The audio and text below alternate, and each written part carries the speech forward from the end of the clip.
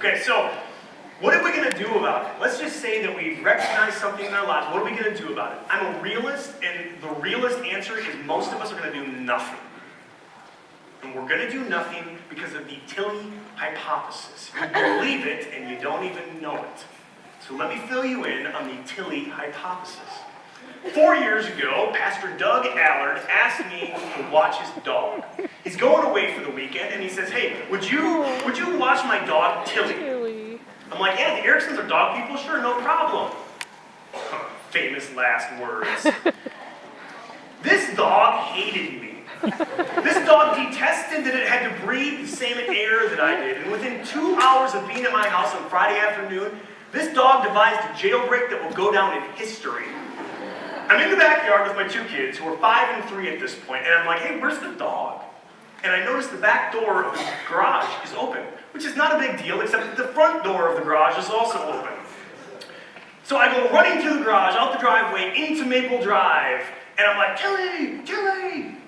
There she is. She is running fast as she could go, which is not really that fast, but down the middle of the street, heading towards Highway 54 to Wapaka.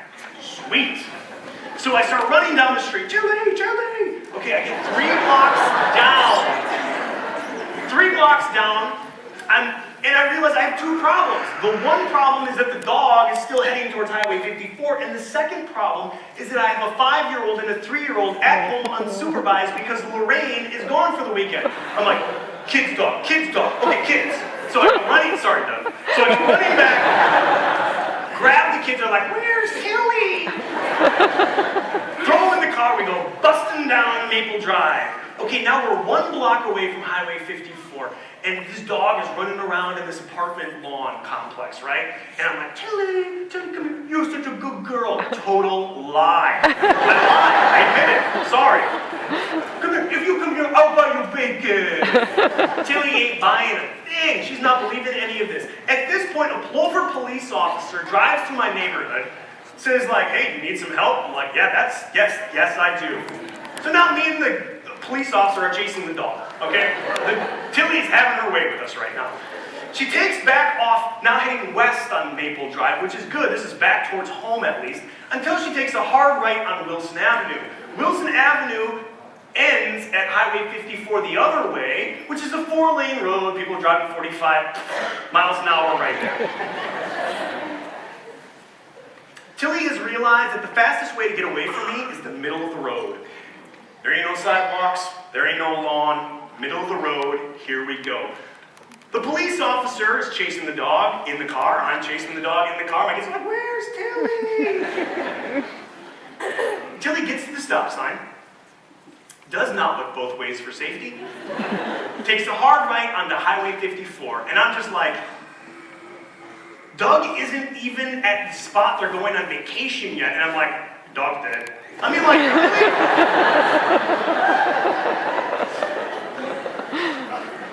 I wait for the screech of tires, and it doesn't happen. And all of a sudden, the police officer pulls out behind Tilly on 54, puts his lights on. I'm like, "Oh, that's brilliant! Brilliant!" And so the cars that are coming slow down. But I was not prepared for what I was about to see. I could not make this up.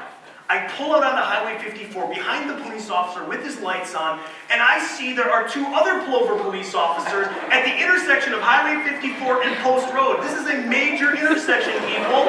The whole thing is shut down. Not kidding. There's 20 cars pulled over in every direction. There's one thing moving. Tilly!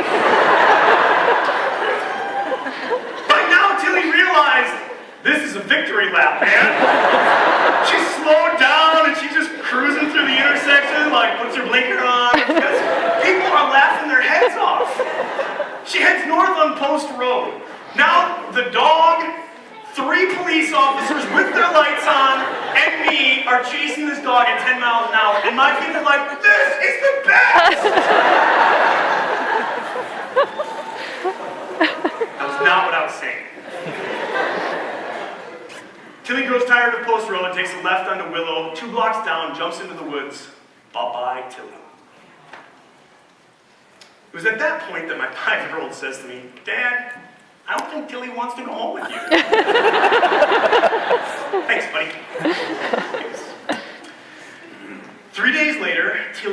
up the Plover Library. She is cold, she is wet, she is dirty, she is hungry, and most of all, she is lucky I wasn't there. It's weird that the Allerts haven't asked me to watch the ball game too. Don't you find that really offensive, though? Look, the Tilly principle, the Tilly hypothesis, the reason that if we have somehow noticed some lostness in our lives, the reason that most of us won't do anything about it is because we believe that God is more like Heath than this God who Jesus just described in the twin parables. We believe that God, if he is, he's trying to woo us back. Like, come here, I love you. No, come here, come here. It's going to be fine.